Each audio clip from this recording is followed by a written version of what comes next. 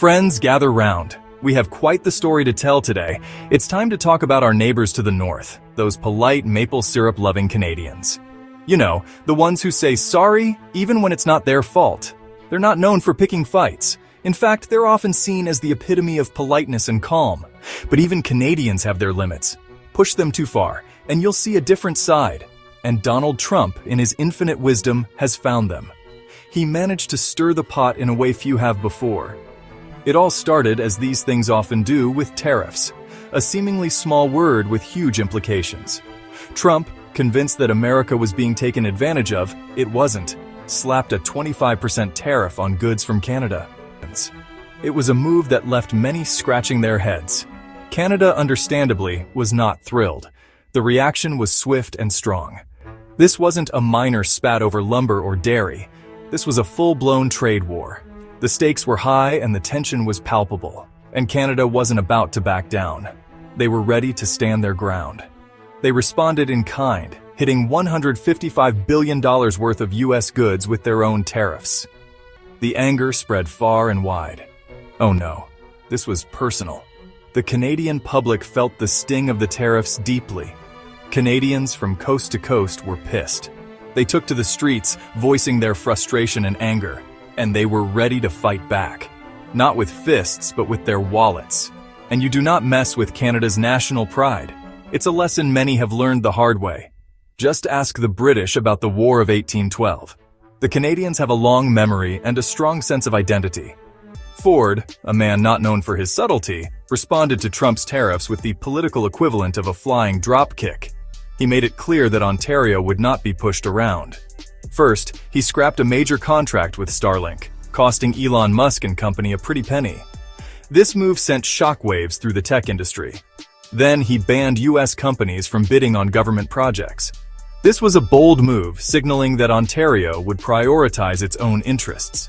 And just for good measure, he halted all imports of American liquor. This was a direct hit to American businesses. That's right, no more Budweiser for you, Ontario, you're stuck with Molson now. But Ford wasn't done. He had more tricks up his sleeve. He also threatened to cut off electricity exports to the U.S. This was a significant threat given Ontario's role in supplying power. Ford's actions sent a clear message. Canada wasn't going to be bullied. He stood up for his province and his country. Remember those tariffs Trump imposed to protect American jobs? They were supposed to be a shield for the American workforce. Yeah, about that. They were having the opposite effect. Factories were closing, and workers were left frustrated and jobless.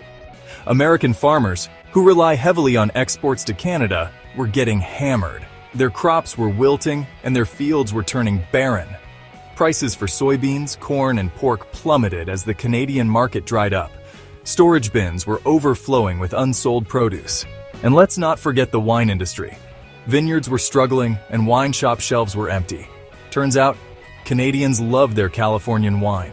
Wine tasting events were a hit, and California labels were popular. Or at least they did, until Trump decided to make it more expensive. Back in Canada, something remarkable was happening. As Canadians rallied against Trump's tariffs, they also started to rally around their own businesses. Suddenly, Made in Canada wasn't just a slogan, it was a badge of honor. Supermarkets were flooded with shoppers looking for Canadian alternatives to their favorite American products. Local breweries and wineries couldn't keep up with demand. Tourism within Canada boomed as people opted for staycations instead of venturing south of the border. It was a beautiful thing to see. A nation coming together, not in spite of adversity, but because of it. And in the process, they were proving that you don't need Donald Trump to make America great again.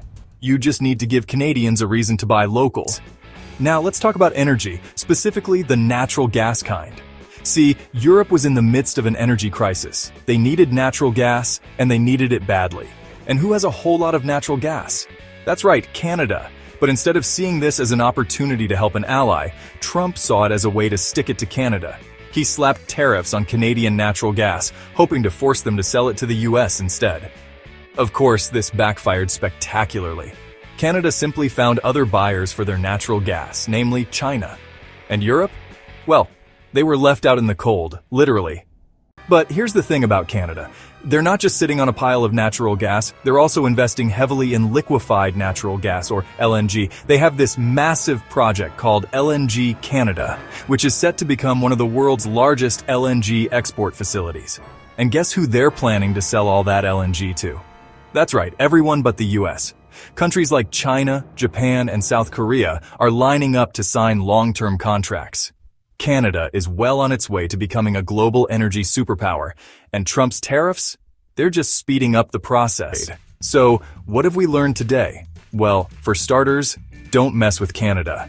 They may be polite, but they're not pushovers.